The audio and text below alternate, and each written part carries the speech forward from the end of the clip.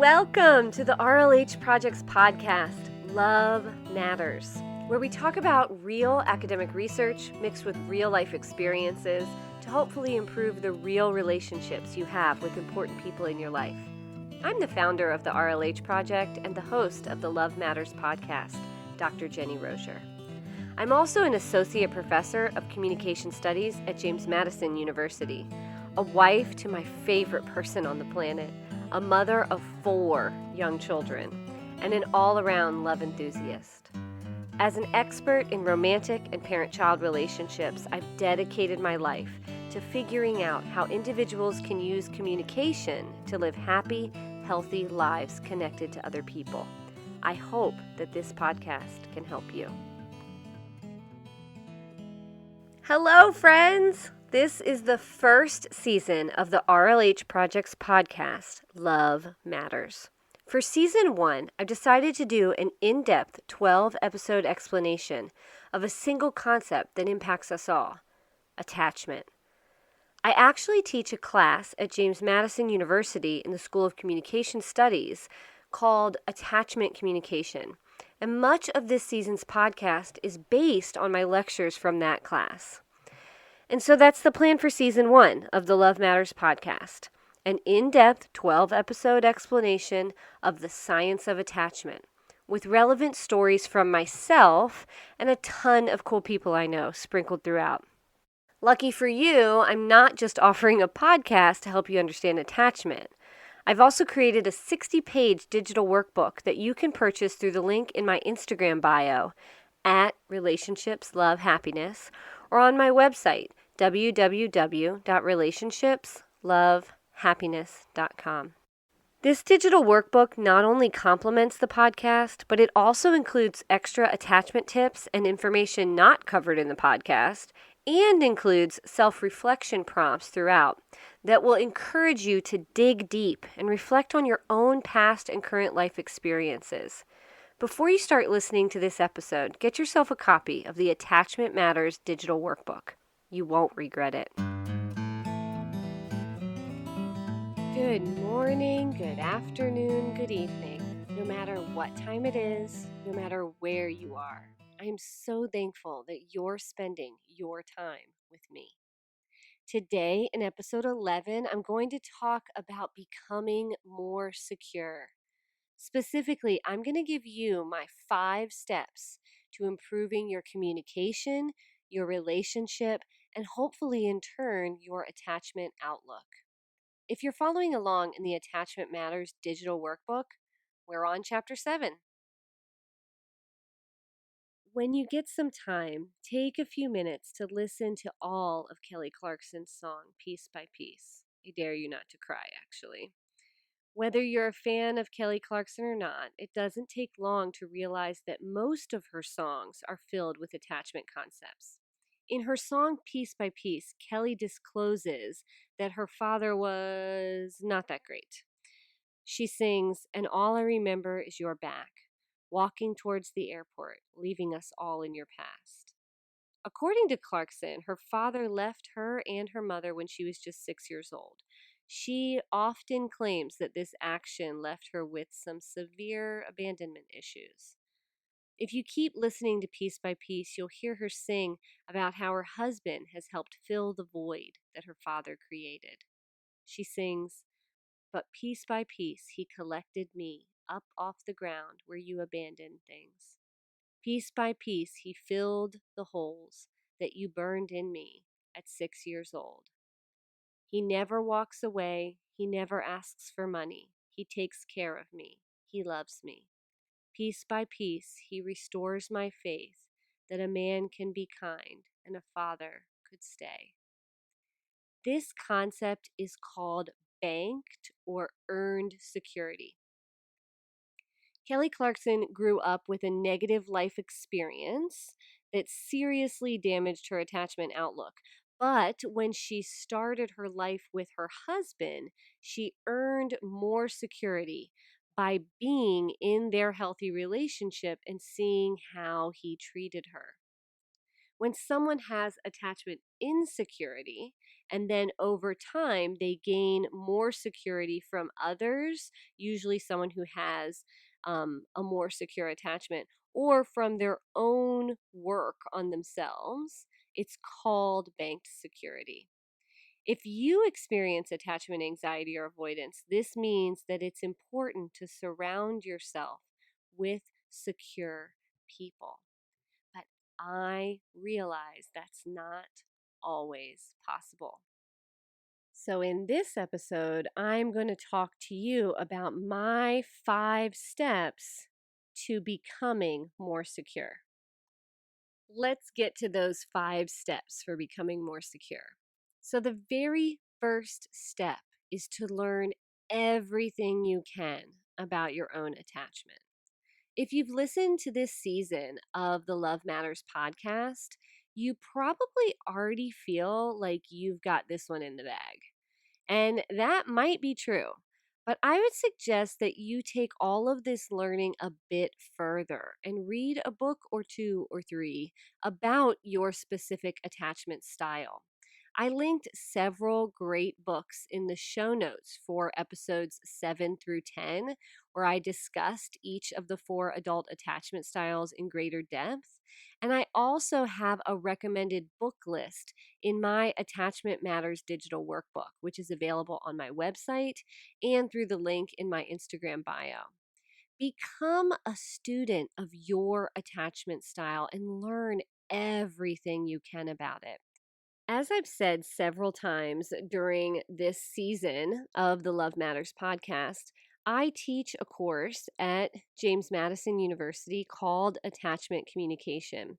And that's actually where the idea for this first season came from. So I've taught it in the classroom, I have taught it online in the summer, and I've taught it online during this wonderful global pandemic that we're all experiencing.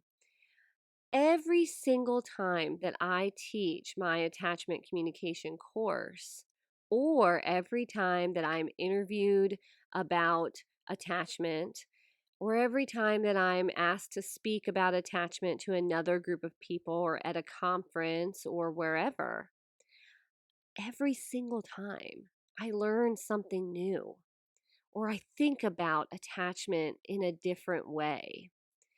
And so, my point is that even if you listen to this podcast and you read the Attachment Matters digital workbook, or if you're one of my students and you've taken my class, you might feel like you know a lot about attachment. And you do, you know way more than the average person.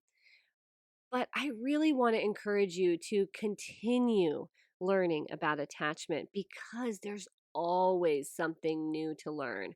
There's always a different perspective that you can take to figure out more about who you are and how your attachment impacts you. My second step, step 2, involves reflecting on your past experiences and realizing how and why these experiences from your past have impacted you the way that they have.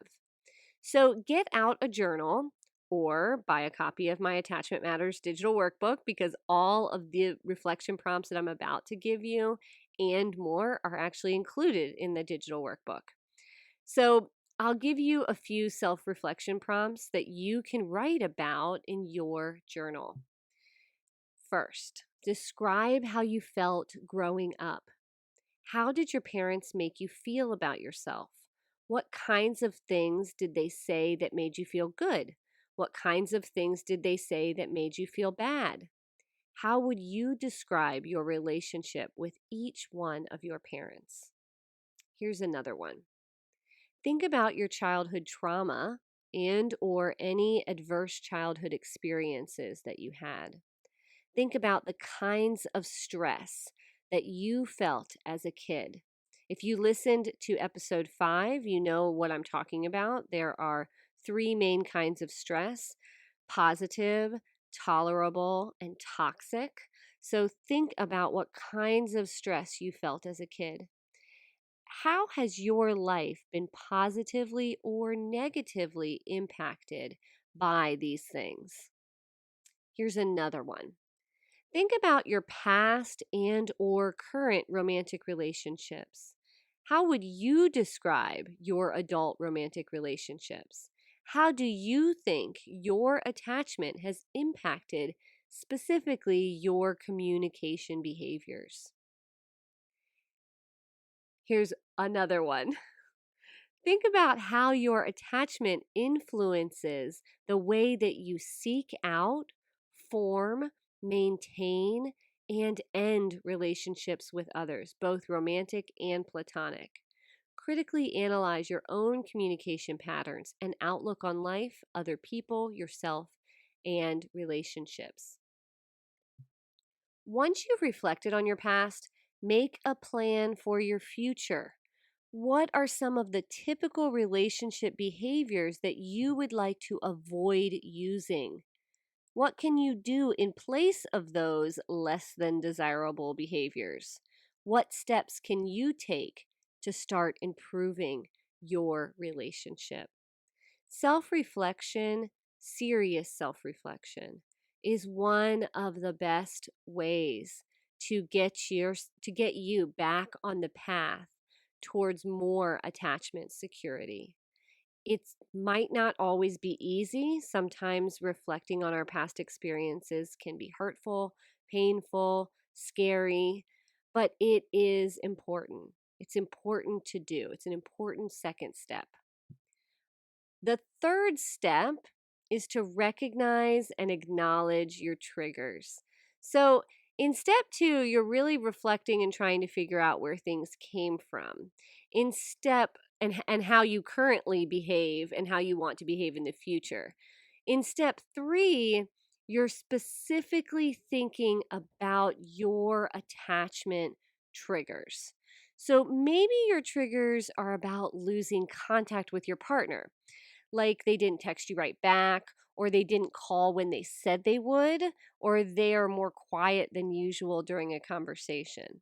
Or maybe your triggers are about your expectations being violated. You thought that the conversation, the day, or the relationship would go one way, and then it didn't. Or maybe your triggers are more about thinking that all of your partner's negative moods and negative behaviors are somehow your fault or somehow caused by you. If you often experience attachment anxiety, your triggers likely center around one of the following 5 things: unresponsiveness, perceived threat or loss of a relationship, a partner acting more independent than usual, unpredictable behavior, and distance. Recognize that these things can send you into a spiral of negative emotions, causing you to think in extremes and even potentially causing you to lash out in an explosive, accusatory, or critical manner. And that's all if you typically experience attachment anxiety in your relationship. Let's say that you tend to experience attachment avoidance more frequently. Maybe you're triggered when your partner wants to take your relationship to the next level and you're not ready. Maybe you're triggered when your partner makes demands of you, like tells you what to do. You have to do this, gives you an ultimatum, bosses you around. Or maybe you're triggered when you have to share your space, your time, or friend groups with your partner. Anytime you feel pressured to do something you don't want to do because it infringes on your independence, you might feel the urge to retreat or distance yourself even more. You might shut down emotionally, or you might walk away physically. Recognize that getting too close physically or emotionally is difficult for you, and communicate that to your partner. If your main attachment style is fearful-avoidant, you experience both attachment anxiety and avoidance. So you have to pay attention to all of the triggers that I just mentioned. Step 4. Step 4 is to implement more effective communication into your interactions with your partner. Remember, and this is really important to remember, okay? So write this down. Remember that good communication in romantic relationships is all about showing love, acting honestly, and showcasing trust. Let me say that again. Remember that good communication in romantic relationships is all about showing love, acting honestly, and showcasing trust. All of your communicative efforts should convey these ideas to your partner. Dr. Amir Levine and Rachel Heller, in their book Attached, The New Science of Adult Attachment and How It Can Help You Find and Keep Love, they talk about 5 principles of effective communication: wearing your heart on your sleeve, focusing on your needs, being specific, avoiding blame, and being assertive. So let's unpack each one of those 5 ideas. The first one is to wear your heart on your sleeve. So this is really about you being honest about your feelings. You know, as Brene Brown would say, you need to dare to be vulnerable. It's important. Let your emotions out with your partner. Don't hide them. The second one is to focus on your needs. And this is the idea that you need to express your needs when you have them. When you feel like your needs are not being met, you need to communicate that to your partner. When expressing your needs, it's helpful to use verbs like need, feel, and want, which focus on what you're trying to accomplish and not on your partner's shortcomings or where they failed. So they give a few examples, and I think these are really great, so I'm going to share them. 1, I need to feel confident in the relationship. When you chat up the waitress, I feel like I'm on thin ice. It's a great one. Another great example. I feel devalued when you contradict me in front of your friends. I need to feel that you respect my opinions. Excellent. And another example. I want to know I can trust you. When you go to bars with your friends, I worry a lot that you'll cheat on me. All of these are great ways to explicitly state your needs to your partner without accusing them of anything or starting a conflict or being nasty, which unfortunately lots of people might do when they are trying to communicate what they need from a partner. They might do protest behaviors, or they might say things that they don't mean to like get a rise out of their partner. Communicate what your actual needs are. Now, in order for you to do that, you have to know what your needs are.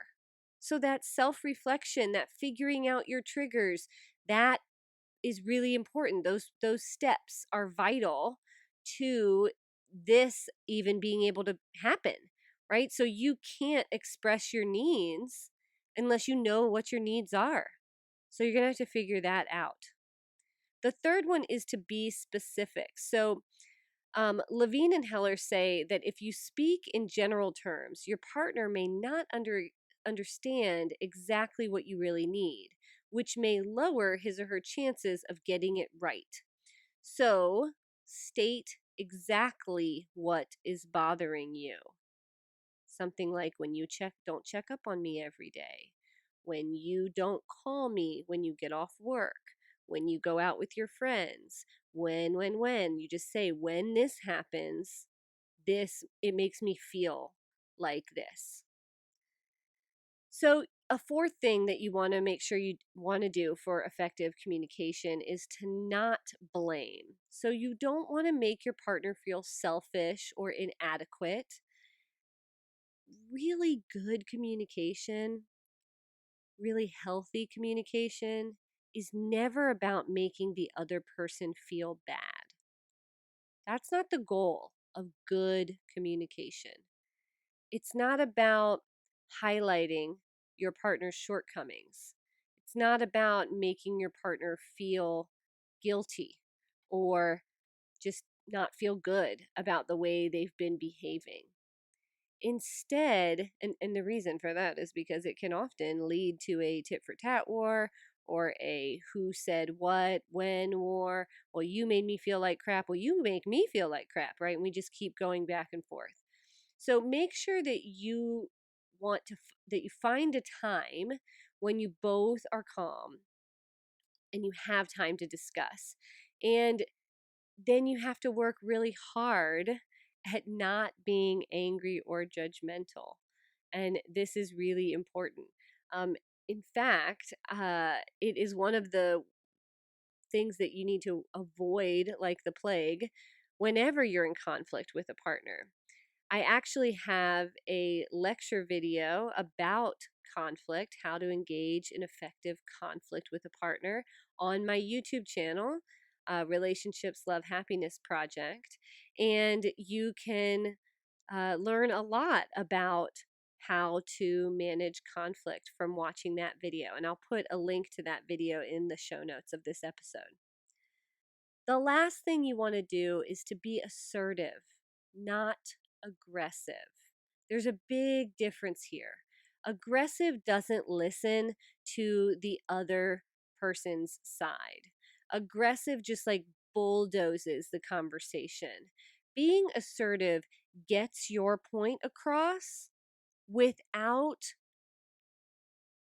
avoiding or without belittling the other person's point of view.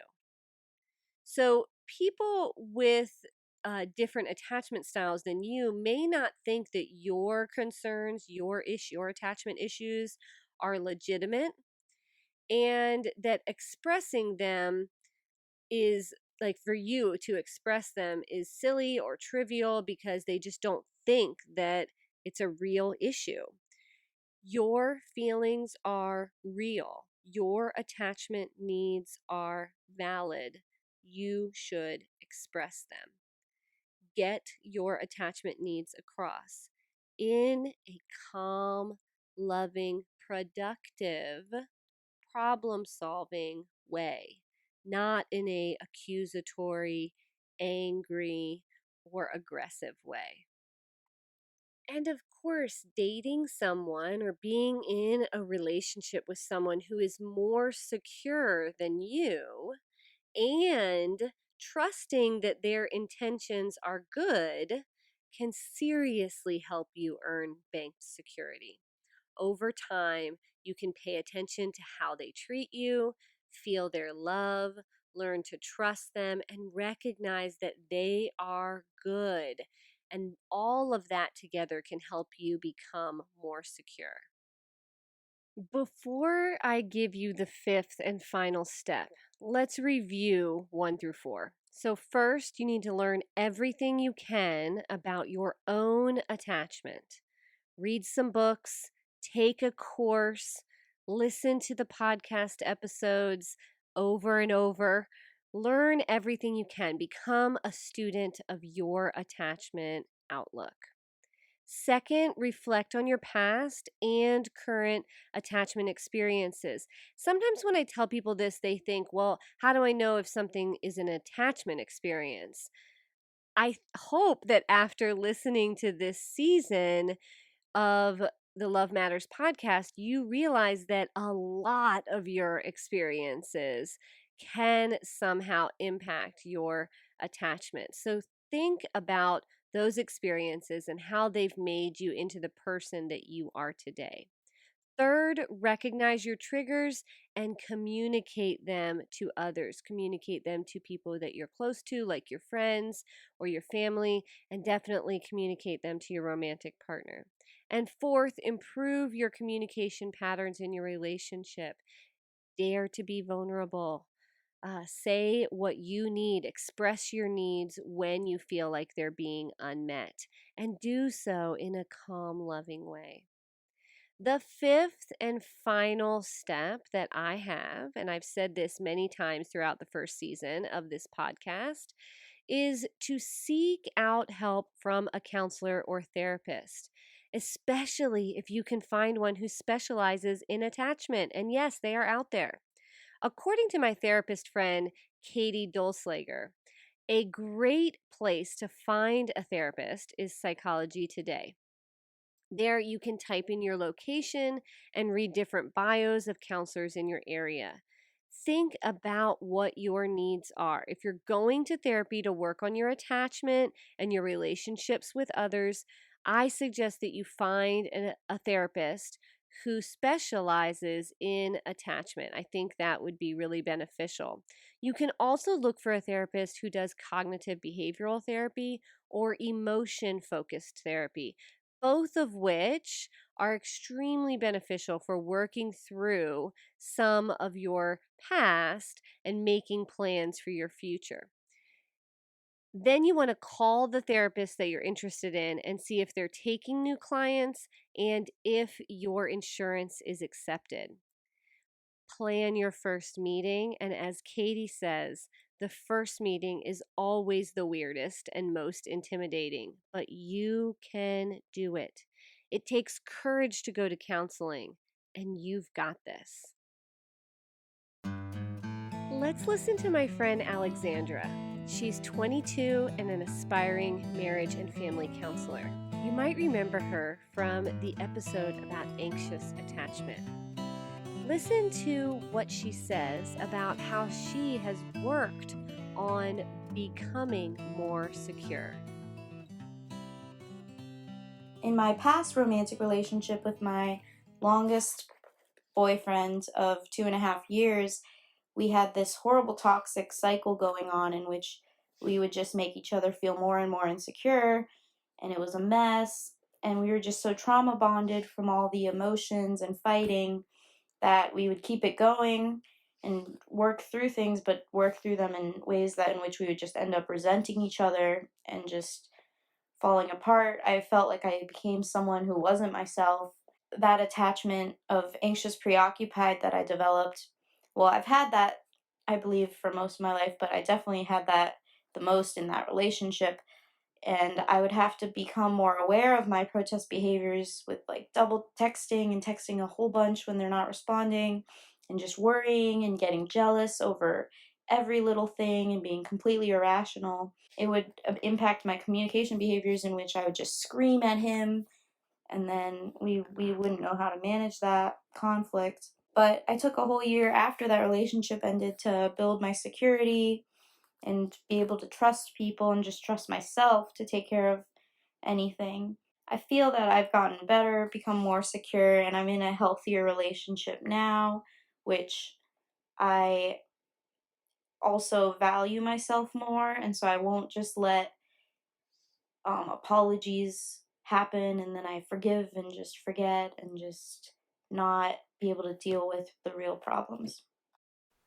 It's clear to me that Alexandra has really done a lot of work to becoming more secure.